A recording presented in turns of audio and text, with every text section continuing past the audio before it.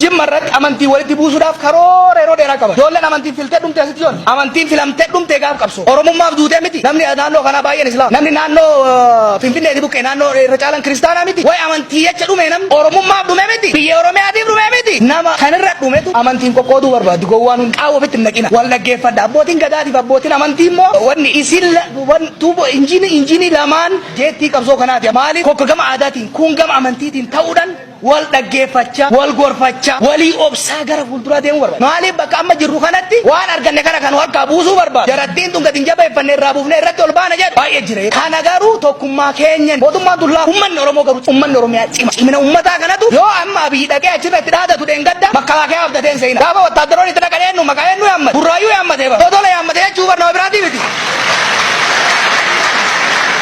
Anis saataatu abiyyi islammaanis yoo gadi baanee dhaadannee dubbannu waraana duuba abdannu mi guddaa kakam isinii fi rabbi qofa abdanneeti kan dubbannu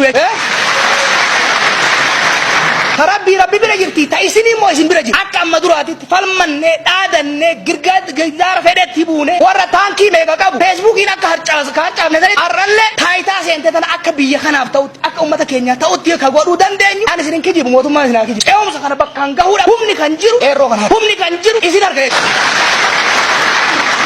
akka humna isinii taanu yoo ka barbaadan taane akka immoo nu biyyin bitamne beeka namni jijjiiram rabbi malee namni jijjiiram kan maana irra isin dura dhaabatu kun borosiitti gad seera galuu danda'a bigaraati dubbii waan biraati nullee akka kararraa mai akka dantaa teessan qofa gooftaan keenya ummata hidhatti lammaan gooftummaa keessan mirkaneessuu qabdan akkamitti mirkaneessu tokkummaa keessa cimina keessa bakka sirri irratti nu bira dhaabachaa bakka dongora irratti nu dura dhaabachaa tokkummaa yoo ka deemtan taate haga dhumatti ashkara keessan jabaa taanee itti deemne jechuudha onnee qabusaa gabricha jaba yoo ammoo isin qoqqoodan taane namni siyaasaa akka naggaadee yoo ta'eef jumlaan gurguru yoo